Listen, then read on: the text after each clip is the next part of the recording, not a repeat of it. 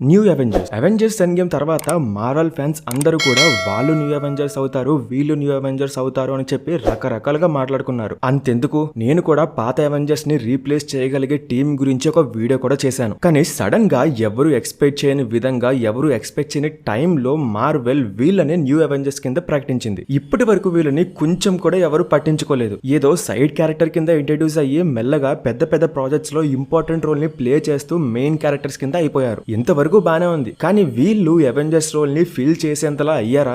ఎంసీయూకు ఈ టీం ఒక suicide squad లాంటిది అన్నప్పటి నుంచి ఇప్పుడు న్యూ అవెంజర్స్ కింద చేశారు. మరి అసలు మార్వెల్ ఎందుకు ఇలా చేసింది? దీని వెనక మార్వెల్ బాస్ అయిన కెవిన్ ఫైగి మాస్టర్ ప్లాన్ ఏమై ఉంటుంది? సో ఈ వీడియోలో వీటి గురించి క్లియర్ గా తెలుసుకుందాం. అండ్ వీడియో పూర్తయ్యేసరికి మీకు అన్ని విషయాల మీద ఒక క్లారిటీ అయితే వస్తుంది. సో ఇంకా మనం ఎటువంటి లేట్ చేయకుండా ఈ రోజు వీడియోని స్టార్ట్ చేసేద్దాం. అయితే ముందు మనం ఈ మూవీ గురించి మాట్లాడుకోవాలి. అప్పుడే మనకి ఈ విషయాలు అర్థం కావడానికి కొంచెం స్కోప్ దొరుకుతుంది.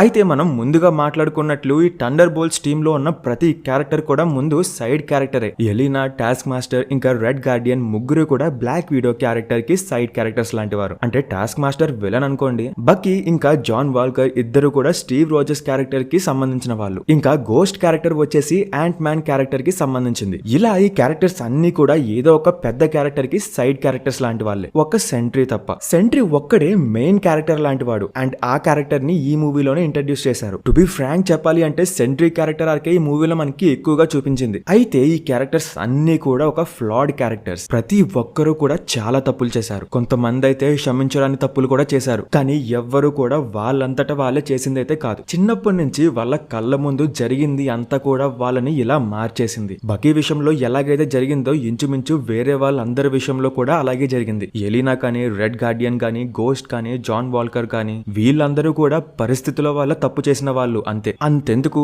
సెంట్రీ విషయంలో కూడా ఇలాగే జరిగింది కదా. అతను మంచివాడే, కానీ అతని విషయంలో జరిగిన ఎక్స్పెరిమెంట్స్ వల్ల తనలో ఉన్న ఈవిల్ పర్సనాలిటీ అనేది డెవలప్ అవుతుంది. అండ్ ఆ ఈవిల్ పర్సనాలిటీ వల్ల ఎంత డ్యామేజ్ జరిగిందో మనం అందరం చూసాము. అంతేకాని ఇక్కడ బాబ్ ఏమీ కావాలని చేయలేదు. మరి ఇలాంటి క్యారెక్టర్స్ కి ఖచ్చితంగా రిడెంప్షన్ లభించాలి కదా. అందుకే ఈ సినిమా, ఈ మూవీ వీళ్ళందరికీ ఒక రిడెంప్షన్ లాంటిది. మేము కూడా మంచి వాళ్ళమే అని చూపించుకోవడానికి ఒక మంచి ఛాన్స్. అండ్ అదే ఈ థండర్ బోల్ట్స్ మూవీ. ఒకప్పుడు అవతలి వాళ్ళ ప్రాణాలని తీసిన వాళ్ళే ఇప్పుడు వేరే వాళ్ళ ప్రాణాలని కాపాడడానికి వాళ్ళ ప్రాణాలని కూడా అడ్డుగా పెడుతున్నారు. ఎంతకంటే వాళ్ళ క్యారెక్టర్స్ కు ఇంకేం రిడెంప్షన్ కావాలో చెప్పండి. అండ్ డైరెక్టర్ జేక్ గారు కూడా ముందు నుంచే ఫ్యాన్స్ కి ఉన్న ఎక్స్పెక్టేషన్స్ గురించి ఆలోచించేలా చాలా సార్లు చాలా రకాల హింట్స్ అయితే ఇచ్చారు. కానీ మనమే వాటిని అర్థం చేసుకోలేదు. అయితే గైజ్, మనందరికీ ఉండే కామన్ డౌట్, ఎందుకని ఇంత అర్జెంట్ గా న్యూ అవెంజర్స్ ని ఫామ్ చేయాల్సిన అవసరం వచ్చింది? ఎలానో మన Sam Wilson, Hulk, Shang-Chi, Spider Man, Thor, Captain Marvel ఇలాంటి క్యారెక్టర్స్ ఉన్నప్పుడు ఎందుకని న్యూ అవెంజర్స్ ని ఫామ్ చేశారు? దీనికి ఒక మంచి రీజన్ అయితే ఉంది గైస్. అవెంజర్స్ ఎండ్ గేమ్ తర్వాత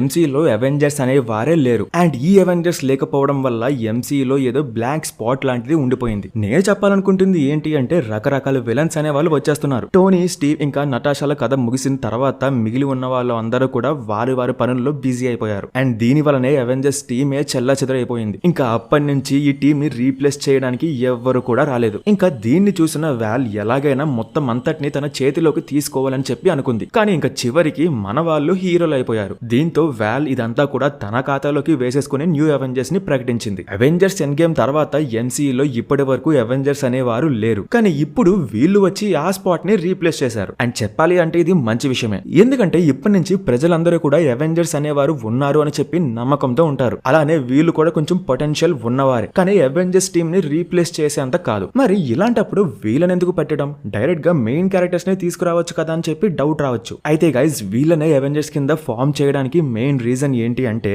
ఇప్పుడు మనం మల్టీవర్స్ సాగా చివరిలో ఉన్నాం. అండ్ ఇప్పటికిప్పుడు కొత్త టీం ని ఫామ్ చేసి వాళ్ళనే అవెంజర్స్ అని ప్రకటించి వీళ్ళను వేరే మూవీస్ కి కూడా ఇంట్రడ్యూస్ చేయాలి అంటే మినిమం 2-3 సినిమాలు అయితే కావాలి. కానీ ఇప్పుడు మార్వెల్ దగ్గర అంత టైం అయితే లేదు. అందుకనే ఈ థండర్ బోల్ట్స్ టీం ని న్యూ అవెంజర్స్ కింద అనౌన్స్ చేశారు. అయితే ఈ విధంగా చేసినందుకు మార్వెల్ మీద చాలా మందికి కోపం అయితే వస్తుంది. మార్వెల్ చాలా పెద్ద తప్పు చేసింది. అవెంజర్స్ లెగసీను చెడగొట్టింది అని చెప్పి చాలా మంది ఫ్యాన్స్ అయితే ఫుల్ ఫ్రస్ట్రేషన్ లో ఉన్నారు. కానీ మనం మాత్రం ఇంతగా ఫ్రస్ట్రేట్ అవ్వాల్సిన అవసరం ఏమీ లేదు. ఆయన మార్వెల్ వీళ్ళనే న్యూ అవెంజర్స్ అని చెప్పి అనౌన్స్ చేసింది, కానీ వీళ్ళే అవెంజర్స్ అని చెప్పలేదు కదా. అంటే ఇక్కడ నా ఉద్దేశం ఏంటి అంటే, మార్వెల్ వీళ్ళని అవెంజర్స్ అనే ట్యాగ్ తో అనౌన్స్ చేయలేదు, న్యూ అవెంజర్స్ అనే ట్యాగ్ తోనే అనౌన్స్ చేశారు. ఈవెన్ ఒరిజినల్ అవెంజర్స్ అనే ట్యాగ్ కూడా ఈ టీమ్ కి వాడలేదు. ఈ న్యూ అవెంజర్స్ కోసం ఒక కొత్త లోగోని కూడా తీసుకొచ్చారు. మనం మొదట్లో చాలా సార్లు అనుకున్నాం అవెంజర్స్ లెగసీని చెడగొట్టారు, ఇంకా అవెంజర్స్ లోగోని కూడా మార్చేశారు అని చెప్పి. కానీ గైస్, మార్వెల్ అయితే అవెంజర్స్ లెగసీని ఎక్కడ కూడా పాడు చేయలేదు.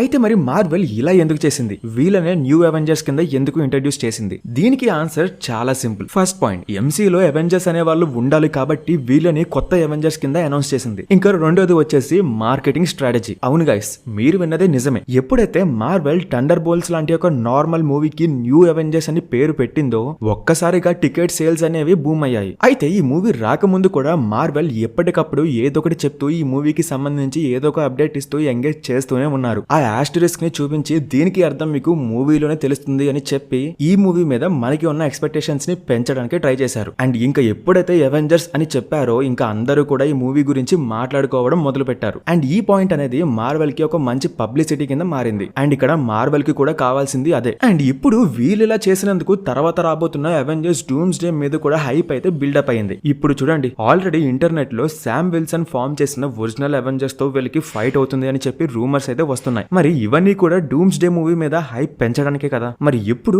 మార్వెల్ ఇలా ఎందుకు చేసిందో మీకు ఒక క్లారిటీ వచ్చిందని అనుకుంటున్నాను. చాలా మంది ఫ్యాన్స్ మార్వెల్ మీద కొంచెం కోపంగానే ఉన్నారు. కానీ గైస్, మనం అందరం కూడా మార్వెల్ ఫ్యాన్స్. ఒక మార్వెల్ ఫ్యాన్ అండి మార్వెల్ ని మనం ఇప్పుడు కాకపోతే ఇంకెప్పుడు అర్థం చేసుకోవాలి? ఫేజ్ 4 విషయంలో చాలా తప్పులే చేసింది మార్వెల్, కానీ ప్రతిసారి అలాగే జరుగుతుంది అని చెప్పి అనుకోలేం కదా. అయితే ఇప్పుడు మీరందరూ నన్ను ఒక విషయం అయితే అడగచ్చు, ఎంత చెప్తున్నావు కదా బ్రో, మరి ఒరిజినల్ అవెంజర్స్ ఎవరు అని, అసలు ఈ టీమ్ లో ఎవరు ఉంటారు అని. అండ్ శామ్ విల్సన్ ఫార్మ్ చేస్తున్న ఆ టీమ్ లో హల్క్ ఉంటాడా, స్పైడర్ మ్యాన్ ఉంటాడా, కెప్టెన్ మార్వెల్ ఉంటుందా, షూరీ ఉంటాడా, ముఖ్యంగా షాంచి ఉంటాడా? అయితే గైస్, ఈ విషయంలో మీతో పాటు నాకు కూడా క్లారిటీ అయితే లేదు. అందుకే నెక్స్ట్ వీడియోలో డూమ్ ని ఎదిరించడానికి మళ్ళీ తిరిగి రాబోతున్న ఎర్త్ మైటియెస్ట్ హీరోస్ గురించి మాట్లాడుకోబోతున్నాం. మరి ఆ వీడియోస్ ని మీరు మిస్ అవ్వకూడదు అనుకుంటే ఇప్పుడే మన ఛానల్ ని సబ్స్క్రైబ్ చేసుకోండి. అండ్ అలానే పక్కన బెల్ సింబల్ ని కూడా యాక్టివేట్ చేసుకోండి. అప్పుడు మాత్రమే మేము చేసే వీడియోస్ మీ వరకు నోటిఫికేషన్ రూపంలో వస్తాయి. అలానే వీడియో నచ్చితే లైక్ చేసి మీ ఫ్రెండ్స్ కి కూడా షేర్ చేయండి. మరొక ఇంట్రెస్టింగ్ అండ్ ఫ్యాబులస్ వీడియోలో కలుసుకుందాం.